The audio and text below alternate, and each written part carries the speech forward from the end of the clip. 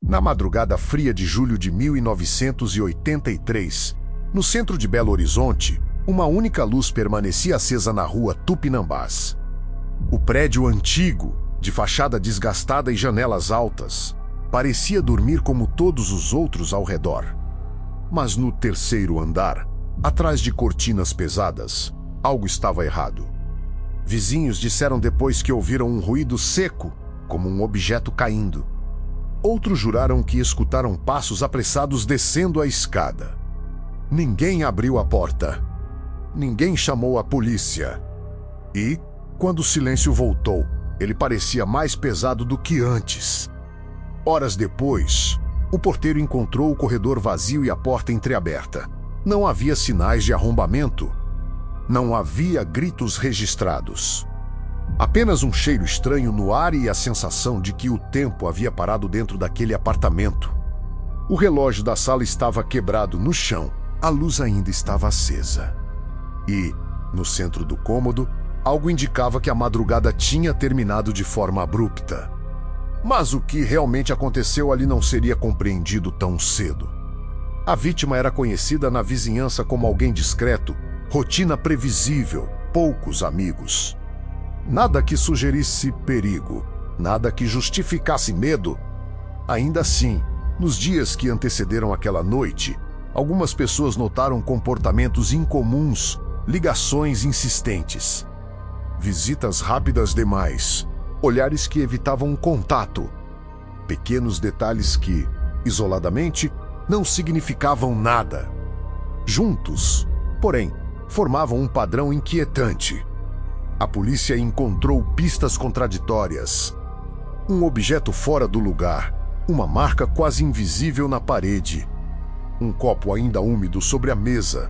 Nada gritava violência. Tudo sussurrava tensão. Cada elemento parecia contar uma história diferente, como se alguém tivesse cuidadosamente embaralhado a cena. Quanto mais os investigadores analisavam, menos certezas tinham. E quanto mais silêncio surgia nos depoimentos, mais alto ele parecia ecoar. O que aconteceu naquela madrugada não foi apenas um crime. Foi o início de um enigma que atravessaria décadas. Um caso que dividiria opiniões, alimentaria teorias e deixaria marcas invisíveis em quem se aproximasse demais da verdade. Porque às vezes, o mais assustador não é o que se vê, é o que permanece inexplicável mesmo quando todas as luzes estão acesas.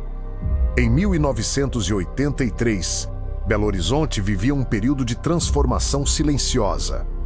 O centro pulsava durante o dia, com comércio intenso, ônibus lotados e trabalhadores apressados cruzando avenidas largas. À noite, porém, a cidade assumia outro ritmo, ruas mais vazias. Fachadas antigas mergulhadas em sombras e prédios residenciais que guardavam histórias atrás de portas fechadas. Foi nesse cenário que a ocorrência registrada naquela madrugada começou a ganhar contornos inquietantes. A vítima tinha uma rotina simples e previsível. Trabalhava em horário comercial, voltava sempre pelo mesmo caminho e raramente recebia visitas inesperadas. Os vizinhos descreviam uma vida discreta, quase invisível.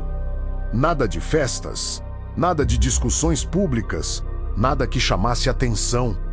Justamente por isso, o que foi encontrado no apartamento 407 destoava completamente da imagem construída ao longo dos anos. Era como se duas realidades diferentes ocupassem o mesmo endereço. Os primeiros investigadores enfrentaram um problema imediato, a ausência de um cenário clássico de crime. Não havia sinais claros de luta, nem indícios óbvios de invasão. As janelas estavam fechadas por dentro. A porta não apresentava danos. Alguns objetos estavam fora do lugar, mas nada que gritasse violência. O que havia era uma sequência de detalhes desconexos, quase sutis demais para serem considerados relevantes e, ao mesmo tempo, impossíveis de ignorar. À medida que os depoimentos eram colhidos, novas camadas surgiam. Pequenas contradições nos horários, relatos imprecisos sobre sons na madrugada, lembranças vagas de movimentos no corredor. Nada concreto, mas suficiente para criar uma atmosfera de dúvida. A sensação era de que alguém sabia mais do que dizia. Ou talvez várias pessoas soubessem fragmentos que, juntos, poderiam formar um retrato mais claro do que realmente aconteceu. O caso rapidamente deixou de ser apenas uma ocorrência policial e se transformou em um caca psicológico. Cada pista parecia apontar para direções opostas. Cada silêncio carregava peso demais. E quanto mais se buscava uma linha lógica de acontecimentos, mais evidente se tornava que aquela madrugada escondia algo maior, menos algo que ainda não estava pronto para ser revelado. Na sexta-feira, 8 de julho de 1983, Belo Horizonte amanheceu com o frio típico do inverno mineiro. Aquele ar seco que cortava o rosto e fazia o vapor da respiração se tornar visível sob a luz pálida das primeiras horas do dia. E ninguém imaginava que aquela data ficaria marcada de forma quase invisível na memória de uma rua do centro. Durante a manhã, a rotina seguiu comum na rua Tupinambás. Vendedores abrindo portas metálicas com ruído estridente, ônibus passando pesados pelas avenidas próximas, moradores descendo apressados para o trabalho e no terceiro andar de um edifício antigo, de fachada bege já manchada pelo tempo.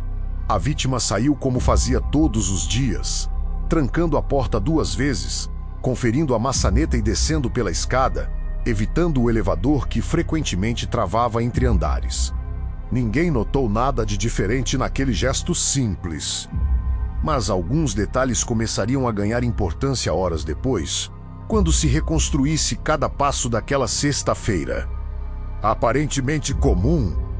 No trabalho, colegas lembrariam que a vítima parecia mais calada do que de costume, distraída em alguns momentos, olhando para o relógio com frequência, como se aguardasse algo ou alguém, embora não tenha mencionado compromisso algum. Houve uma ligação recebida no meio da tarde, rápida, menos de 1 minuto.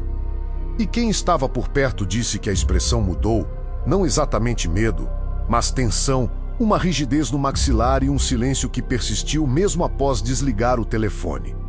Ao sair do expediente, por volta das 18 horas, a vítima recusou o convite habitual para um café e seguiu direto para casa, atravessando o centro já tomado pela luz amarelada dos postes que começavam a se acender.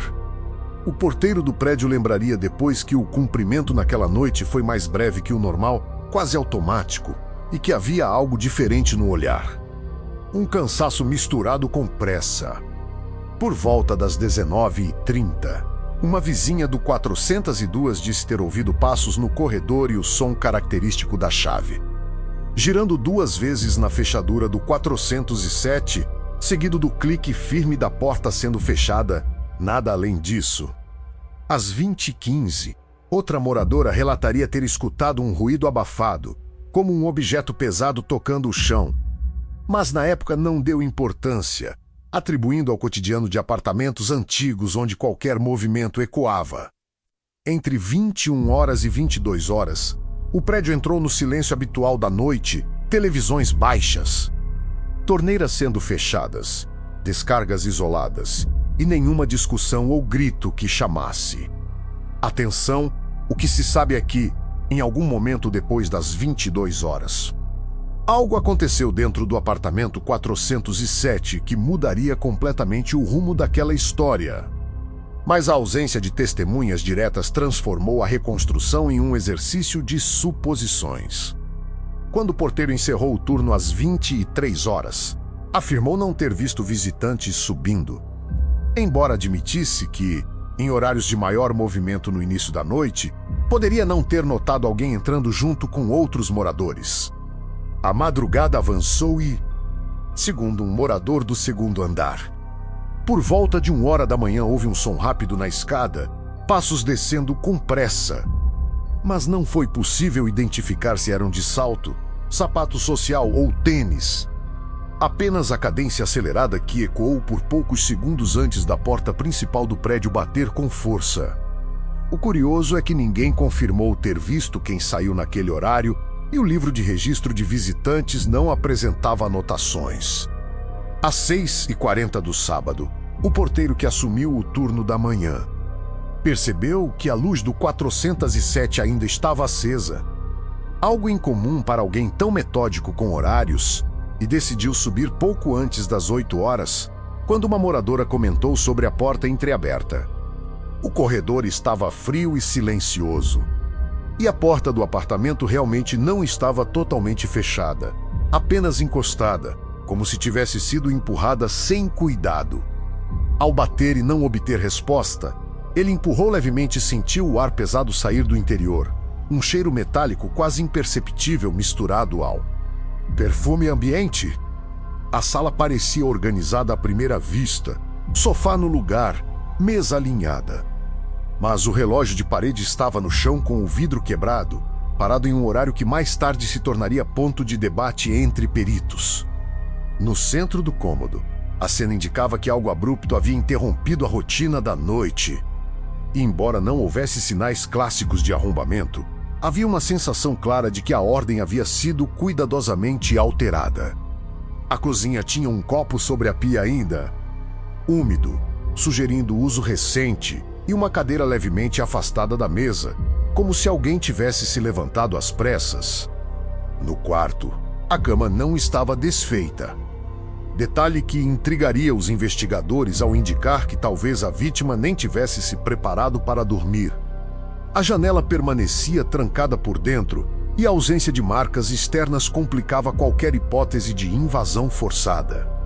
Quando a polícia chegou, isolou o andar e iniciou os primeiros registros fotográficos, percebendo pequenas inconsistências, um objeto decorativo deslocado alguns centímetros, uma marca discreta na parede próxima à entrada, quase invisível sob a pintura clara, e um silêncio absoluto dos vizinhos que, embora afirmassem não ter ouvido nada significativo, demonstravam desconforto ao serem questionados. Cada depoimento trazia uma peça, mas nenhuma encaixava perfeitamente na outra, criando lacunas temporais difíceis de preencher. A linha do tempo entre 20 horas e 1 hora tornava o foco principal, mas sem câmeras. Sem registros digitais e com lembranças baseadas apenas na memória humana, qualquer minuto poderia esconder o momento decisivo. Enquanto peritos analisavam impressões digitais e recolhiam amostras, surgia a primeira pergunta inquietante: se não houve arrombamento, quem entrou? E mais importante, quem saiu? O prédio, que até então era apenas mais um entre tantos no centro da cidade, passou a carregar uma tensão invisível, moradores cochichando no elevador, portas sendo trancadas com mais cuidado, olhares desconfiados cruzando o corredor. A notícia começava a circular entre comerciantes da rua, ainda sem detalhes claros. Apenas a informação de que algo grave havia ocorrido no 407. E enquanto a manhã avançava e curiosos tentavam espiar da calçada, os investigadores percebiam que o maior obstáculo não era a falta de pistas evidentes, mas o excesso de pequenas pistas contraditórias, como se alguém tivesse deixado fragmentos suficientes para confundir qualquer conclusão precipitada. Naquela primeira análise, uma coisa ficou evidente: a noite não terminara quando o sol nasceu. Porque o que aconteceu dentro daquele apartamento continuaria ecoando muito além daquelas farafrias de julho. E cada nova descoberta parecia empurrar a verdade um pouco mais para dentro da sombra. A segunda-feira seguinte trouxe consigo uma atmosfera diferente na rua Tupinambás. Não apenas pelo frio persistente, mas pela sensação coletiva de que algo invisível havia se instalado no prédio desde aquela madrugada. E enquanto a perícia oficial avançava de forma metódica, era no silêncio dos corredores que as tensões reais começavam a se revelar. Os investigadores retornaram ao 407 para uma reconstituição inicial, medindo distâncias entre a porta e o local onde o relógio havia sido encontrado, analisando o ângulo da queda do objeto e tentando estabelecer se ele havia sido derrubado durante uma discussão, um movimento brusco ou deliberadamente colocado ali depois. A ausência de sinais claros de luta continuava intrigando, pois não havia móveis quebrados, nem marcas extensas de confronto. Apenas pequenos deslocamentos que sugeriam pressa. e a hipótese inicial começou a ganhar força. A vítima possivelmente conhecia quem estava dentro do apartamento naquela noite. Essa teoria ganhou ainda mais peso quando a análise das impressões digitais revelou marcas compatíveis com o uso cotidiano, mas também algumas parciais não imediatamente identificadas, o que levantou a necessidade de comparar com pessoas do círculo próximo. Colegas de trabalho foram chamados para depoimentos formais. E foi então que surgiram informações sobre mudanças recentes no comportamento da vítima.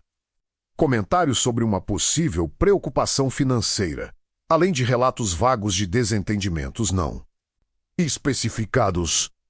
Uma colega mencionou ter ouvido, dias antes, uma conversa em tom baixo ao telefone, na qual a vítima teria dito "isso precisa acabar logo", frase que passou a ser interpretada sob múltiplas perspectivas. Enquanto isso, no prédio, os moradores começaram a lembrar de detalhes que antes pareciam irrelevantes, como a presença de um homem parado na calçada 2 noites antes do ocorrido, observando o edifício por alguns minutos antes de ir embora, descrição que variava entre alto e mediano, cabelo escuro ou castanho claro, tornando impossível qualquer retrato confiável. O porteiro do turno noturno foi submetido a um interrogatório mais aprofundado. E embora mantivesse a versão de que não viu ninguém subir após determinado horário, admitiu que em momentos de movimento poderia ter se distraído, especialmente se alguém tivesse entrado junto com outro morador. Essa brecha alimentou a possibilidade de que o visitante não tivesse precisado anunciar sua presença. Análise do copo encontrado na cozinha revelou resíduos compatíveis com bebida alcoólica, mas em quantidade pequena, como se tivesse sido apenas um gole. E a ausência de outra taça levantou 2 hipóteses contraditórias. Ou o visitante não bebeu, ou levou consigo qualquer evidência de que esteve ali. Cada resposta gerava novas perguntas, ampliando a complexidade do caso. Paralelamente, familiares foram ouvidos e negaram conhecimento de ameaças diretas, mas confirmaram que a vítima vinha demonstrando ansiedade nas semanas anteriores, evitando falar sobre certos assuntos e encerrando ligações abruptamente quando alguém se aproximava. O histórico financeiro começou a ser analisado e revelou movimentações incomuns, saques em dinheiro nos dias anteriores ao ocorrido, sem justificativa clara, elemento que abriu caminho para a linha investigativa envolvendo possível chantagem ou dívida não declarada. Enquanto isso, a imprensa local começava a pressionar por respostas, publicando manchetes discretas, porém sugestivas, sobre o mistério no centro, o que aumentava a tensão entre os moradores e tornava cada passo da investigação observado por olhos curiosos. A reconstituição parcial indicou que o evento central provavelmente ocorreu entre 22h30 e 23h45, intervalo que coincidia com o período de menor circulação no prédio, reforçando a ideia de planejamento ou, no mínimo, coincidência extremamente precisa. Um detalhe quase imperceptível passou a ganhar relevância: uma marca na parede. Próxima à entrada, pequena, linear, compatível com um atrito de metal. Talvez um objeto sendo pressionado contra a superfície durante um movimento brusco. Essa marca não provava nada isoladamente, mas inserida no conjunto de elementos. Sugeria que a dinâmica da noite fora mais intensa do que o cenário aparentemente calmo indicava. À medida que os dias avançavam, inconsistências nos depoimentos começaram a surgir, horários que não coincidiam perfeitamente, lembranças que mudavam levemente entre uma oitiva e outra, criando a suspeita de que alguém poderia estar omitindo informação por medo, lealdade ou envolvimento direto. A equipe responsável decidiu então aprofundar a análise das relações pessoais da vítima, cruzando contatos frequentes, ligações registradas e encontros habituais, construindo um mapa social que revelava conexões menos evidentes, incluindo um relacionamento recente mantido em sigilo. Essa descoberta alterou significativamente o rumo da investigação, pois indicava a existência de alguém que frequentava o apartamento sem conhecimento amplo dos vizinhos. A pergunta passou a ser não apenas quem esteve ali naquela noite, mas quem tinha motivo para estar. Enquanto o prédio tentava retomar a normalidade, portas passaram a ser trancadas mais cedo. Conversas cessavam quando investigadores se aproximavam e o corredor do terceiro andar parecia permanentemente mais frio, como se o eco dos passos daquela madrugada ainda percorresse o piso de cerâmica. E no centro de todas as teorias, contradições e suspeitas, permanecia a imagem da luz acesa, persistente, iluminando uma sala que guardava mais do que objetos fora do lugar. Guardava uma sequência de decisões tomadas em poucos minutos que transformaram uma noite comum em um enigma que começava a se tornar cada vez mais profundo, conforme agosto de 1983 avançava. A investigação já não era apenas um procedimento técnico conduzido em uma cena isolada. Ela havia se transformado em um processo de desmontar cuidadosamente uma vida inteira, peça por peça, analisando cada relação, cada hábito e cada silêncio que pudesse revelar o que realmente aconteceu naquela noite no apartamento 407. E foi nesse momento que os investigadores começaram a perceber que o mistério não estava apenas na cena física, mas nas camadas invisíveis que cercavam a vítima. O relacionamento mantido em sigilo, descoberto após cruzamento de ligações telefônicas e relatos discretos de colegas, passou a ocupar o centro da linha investigativa, especialmente porque o número que mais aparecia nos registros era o mesmo da chamada breve e tensa recebida na tarde do ocorrido. Ao localizar a pessoa ligada a esse número, a polícia encontrou alguém visivelmente nervoso, que inicialmente negou encontros recentes, mas cuja versão começou a apresentar pequenas fissuras conforme detalhes técnicos eram confrontados. Essa pessoa admitiu ter estado no apartamento dias antes, mas afirmou categoricamente que não esteve lá na sexta noite, sustentando que passou aquele horário em outro bairro, sem, no entanto, apresentar testemunhas sólidas que confirmassem a versão. Enquanto isso, a perícia retornava aos laudos, analisando novamente o relógio quebrado e estimando que a queda poderia ter ocorrido entre 22h40 e 23h10, intervalo que coincidia com o suposto álibi ainda frágil. A marca na parede próxima à entrada foi reavaliada e considerada compatível com o impacto de um objeto metálico fino, talvez parte de um acessório ou ferramenta, hipótese que ampliou as possibilidades sobre a dinâmica do momento decisivo. Paralelamente, os saques em dinheiro feitos nos dias anteriores começaram a fazer sentido quando surgiu a informação de que a vítima vinha sendo pressionada emocionalmente por alguém que exigia decisões rápidas sobre o relacionamento mantido às escondidas, envolvendo promessas não cumpridas e possíveis ameaças de exposição pública. Algo que, no contexto social da época, poderia gerar consequências pessoais e profissionais significativas. A investigação então passou a trabalhar com a hipótese de confronto verbal que evoluiu para algo mais grave. Não necessariamente planejado como crime premeditado, mas como resultado de tensão acumulada. No entanto, uma peça ainda não se encaixava: os passos ouvidos na escada. Por volta da 1h da manhã, muito depois do horário estimado para o evento principal, sugeriam que alguém permaneceu no apartamento por um período considerável após o ocorrido, talvez tentando reorganizar a cena, talvez hesitando antes de sair. Essa lacuna temporal tornou-se crucial, pois indicava que o silêncio da madrugada não era vazio, mas preenchido por decisões tomadas sob pressão. Ao reinterrogar moradores, um detalhe até então ignorado emergiu: uma vizinha afirmou ter sentido cheiro de cigarro no corredor naquela noite, embora a vítima não fosse fumante. Informação que direcionou a atenção para o círculo mais íntimo de contatos, incluindo a pessoa ligada ao relacionamento secreto, conhecida por fumar com frequência. Quando confrontado novamente, o suspeito apresentou contradições ainda mais evidentes, alterando horários e omitindo encontros anteriores, o que levou à solicitação de exame comparativo das impressões digitais parciais encontradas no apartamento. O resultado revelou compatibilidade com algumas das marcas não identificadas inicialmente, estabelecendo presença anterior no local, embora ainda não provasse presença na noite específica. A tensão aumentou quando investigadores descobriram que o suspeito havia sido visto nas proximidades do prédio naquela semana, contrariando a afirmação de que raramente frequentava o centro.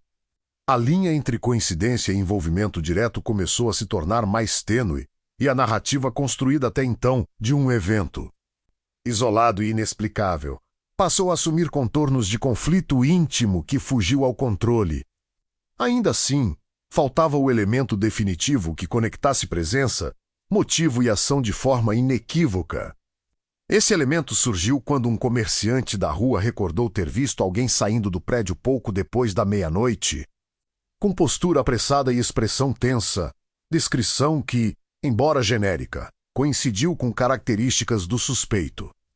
Confrontado com essa nova informação e com a inconsistência crescente de seu álibi, o interrogado finalmente admitiu ter ido ao apartamento naquela noite para resolver uma situação. Mas insistiu que a conversa saiu do controle e que a intenção jamais foi causar dano irreversível. Segundo seu relato, o confronto começou verbalmente, escalou rapidamente e culminou em um movimento brusco próximo à entrada, momento em que o relógio foi atingido e caiu, criando som seco ouvido por uma vizinha. Após o ocorrido, entrou em estado de choque, permanecendo no apartamento por tempo indeterminado antes de sair pela escada, tentando reorganizar parcialmente o ambiente para parecer menos caótico. A ausência de arrombamento e os detalhes sutis da cena passaram então a fazer sentido sob essa perspectiva. Mas a reconstrução oficial ainda exigia cautela, pois a confissão parcial precisava ser corroborada por evidências técnicas e análise jurídica. Quando o conjunto de provas, registros telefônicos, inconsistências de álibi, impressões digitais parciais e testemunho indireto foi apresentado, formou-se um quadro coerente que indicava que o silêncio do apartamento 407 não era fruto de mistério sobrenatural ou intrusão desconhecida, mas de uma relação marcada por tensão, segredo e decisões precipitadas. O caso, que começou como um enigma envolto em sombras e especulações, revelou-se uma tragédia construída lentamente nos bastidores da vida privada, onde emoções reprimidas e medo de exposição criaram um ambiente propício para um desfecho devastador. Ainda assim, mesmo com a reconstrução praticamente concluída, algo permanecia inquietante, a constatação de que, naquela madrugada, não houve gritos que atravessassem as paredes, não houve pedido de socorro que ecoasse pelo corredor, houve apenas um silêncio progressivo, denso e quase cúmplice, como se o prédio inteiro tivesse prendido a respiração enquanto uma história terminava sem testemunhas diretas. E quando o processo judicial finalmente consolidou a responsabilidade pelos acontecimentos daquela noite, a rua Tupinambás já havia voltado à rotina. Mas a luz do apartamento 407 jamais seria vista da mesma forma por quem soube o que realmente aconteceu ali. Porque algumas verdades, mesmo quando reveladas, continuam projetando sombras muito além do fim oficial de um caso. O caso do apartamento 407 não terminou quando as investigações apontaram um responsável. Ele continuou ecoando nos corredores daquele prédio antigo, nas conversas sussurradas entre vizinhos e na memória silenciosa de quem acompanhou cada detalhe. Porque, no fim, não foi apenas um crime, foi o retrato de como emoções mal resolvidas podem se transformar em decisões irreversíveis em questão de minutos. Nada naquela cifra parecia anunciar um desfecho trágico. A rotina foi seguida. As portas foram trancadas como sempre. A luz foi acesa como em tantas outras noites. O que mudou não foi o cenário, mas o que aconteceu dentro dele. Um encontro que deveria trazer respostas acabou gerando silêncio. Um silêncio tão profundo que atravessou décadas e deixou marcas invisíveis em todos que tentaram entendê-lo. O mais perturbador talvez não seja a violência em si, mas a normalidade que a antecede. A constatação de que conflitos íntimos, escondidos atrás de aparências estáveis, podem crescer longe dos olhos de todos. E quando finalmente explodem, já é tarde demais para voltar atrás. O apartamento foi ocupado novamente anos depois. As paredes foram pintadas. O relógio foi substituído. Mas certas histórias não desaparecem com uma nova camada de tinta. Casos como esse nos lembram que o perigo nem sempre vem de fora. Às vezes, ele nasce em conversas interrompidas, em segredos acumulados, em decisões tomadas sob pressão. E enquanto a cidade segue sua rotina, outras portas se fecham, outras luzes permanecem acesas, outras histórias começam a se desenhar no silêncio da madrugada. Se você chegou até aqui, quero saber de qual cidade você está assistindo. Comenta aqui embaixo. Deixa seu like para fortalecer o canal e se inscreve para não perder as próximas histórias reais que ainda guardam mistérios perturbadores. Porque a próxima luz acesa pode estar mais perto do que você imagina menos e nem todo silêncio é inocente.